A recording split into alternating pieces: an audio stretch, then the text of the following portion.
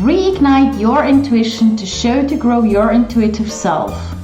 Today I talk about go through the shit consciously and you will see.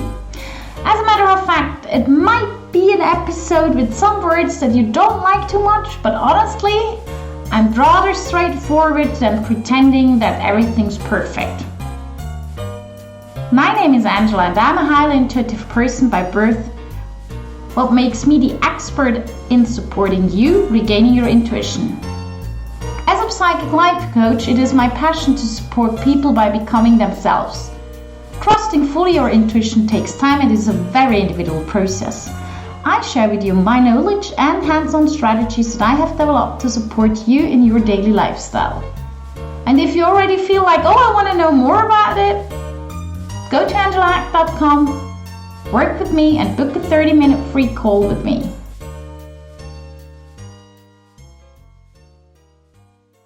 Okay, it might be that today's podcast title is not as nice as it could be, but at least it's as honest as shit. Okay? Maybe you think I'm crazy, but hey, no, I'm not. The point is, let's take a fever as an example. If you get sick and you're having a fever, what's better? To take some medicine that's chemical and you just put it in and overnight you just get healthy again? Or you take natural medicine or you take no medicine at all, stay in bed and go through the fever and see what happens. As a matter of fact, you feel much stronger if you go properly through the fever, as the body needs time to go through it. I take natural medicine, and yes, it might not go as fast as it goes with chemicals, but as a matter of fact, I feel much, much better when I go through it than if I take chemicals, because with chemicals you always have this small, quiet left behinds that show you that you're definitely not where you could be. So it would be awesome if you take care of all that stuff. And this is the same with the shitty things like life, partially, time-wise. Sometimes it's like, oh my God, did really, really, really life happen to me that way? And I can answer you this with yes, it did, and yes, it will further on. It's very simply happening because that's called life. Life is not always fun, life is not always amusing, and I must admit sometimes life is a fucking bitch. And yes, I use the word F and I use the word B, and I know that's not polite language, but that's how it feels within us. As a matter of fact, it's okay to say it that way if it's not every day like, oh, this is not good. The point is, there is moments in life when you, let's take an example. The first time when you lose your love, you're most of the time either a child or in your teens, and your love's gone, or he loves or she loves someone else or whatever. That moment you think the world's ending. And by the way, if you don't think the world's ending, most probably it wasn't the person for you for the rest of your life. But that's the very smart sentence that your mom or dad have told you, and in the moment you heard them, it was like, shut up, I'm gonna die without that person. Okay? So no drama here, it's enough now. I don't like drama too much, to be honest. But the point is, ask yourself why shit happens. Okay? Ask yourself, because what we very often forget is to reflect what is our point about it. When I got cheated on, when I found out that one of my ex-boyfriends had an affair over several months, I knew it from the beginning, but I didn't want to see it. The moment this happened, I knew I want to do something. And I ended going to someone who supported me how to go through an affair, how to learn what I could do, what's my part, what I can learn out of. And I did not do it because I wanted to get this relationship running no matter what. I did it mainly just because I want to understand why does something happen, how was it able to happen, and how can I live with this experience further on in other relationships. And lucky me, I met a beautiful person with a great heart, very honest. And I must admit, I was super scared I'm gonna go back to this very, very observing mode, which I never knew myself before. I've never been an observing person because I know I can trust my intuition. But I became very, very suspicious and everything. And so I thought, if I have a new relationship and I stay like that, that's just not gonna work because it's not my natural personality. But how will I be able to trust someone again? So I went through this whole affair with a coach. I was supported. And when I got in this new relationship, I had this lock that first of all, I said immediately what happened. I said, hey, listen, look, fact is, I have a problem regarding trust because I was cheated on heavily and I was lied to the whole relationship, through the whole relationship, not only during the affair. I was lied to, I guess, the moment we met. And I just didn't see it because why ever? I can't even explain you why exactly I didn't see it. I knew we should be separated for a long time, but I just always, I'm one of these hoping persons that's never giving up or is very, very patient or whatever. I don't know what the wording is I'll just use, but I went through this. I came into a new relationship and I figured, oh damn, now I face shit.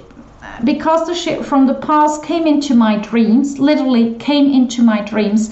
And I told the person I've met, look, I dreamed this and this, or I dreamed that you done that and that with another person.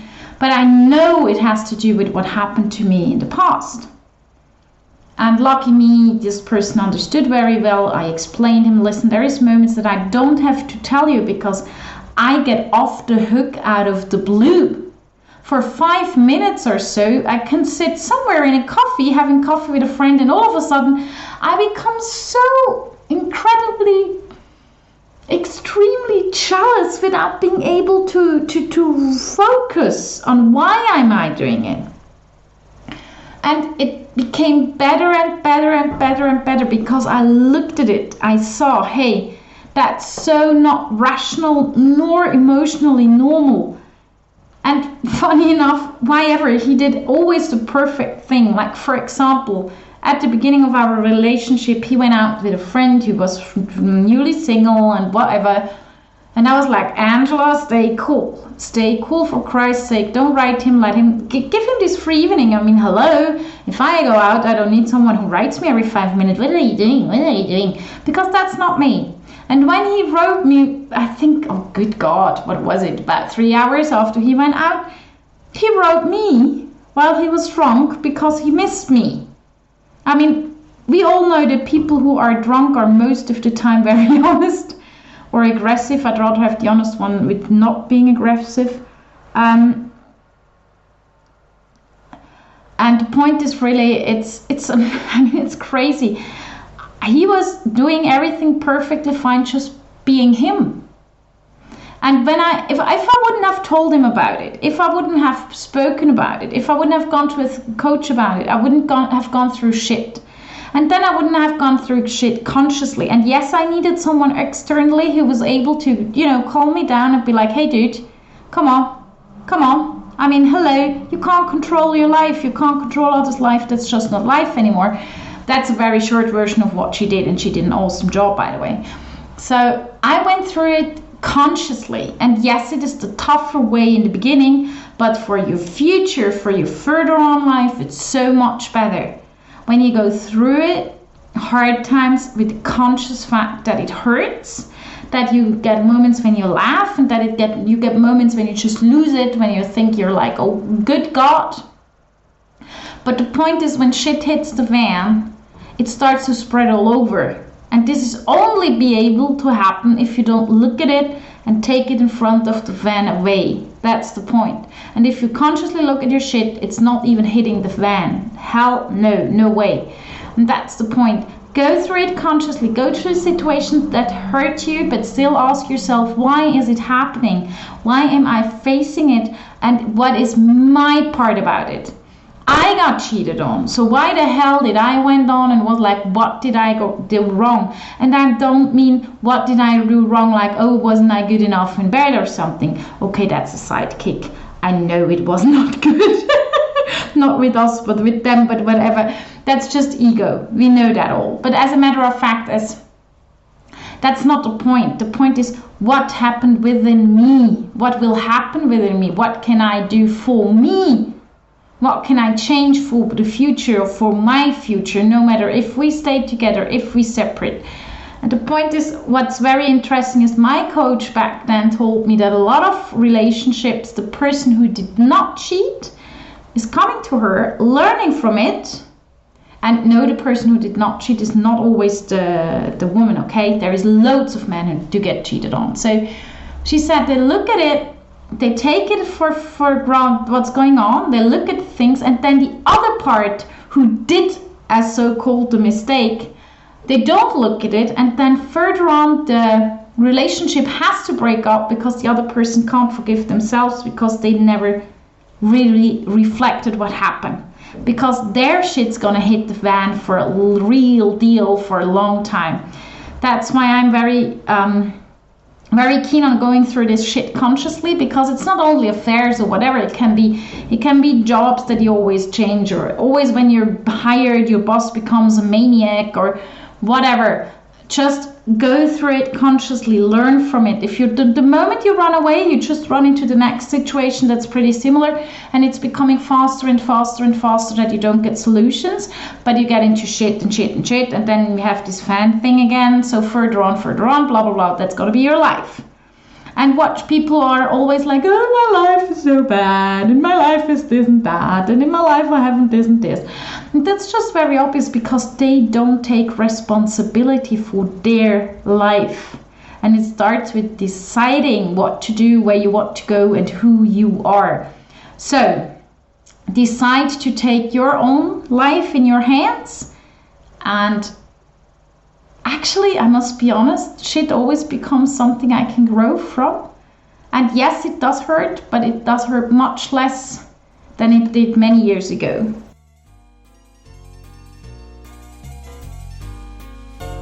And are you ready for being you, going through the shit consciously? Yes, then go to angelahack.com, work with me and book a 30-minute call. You find the link right there. Thank you for listening to Reignite Your Intuition.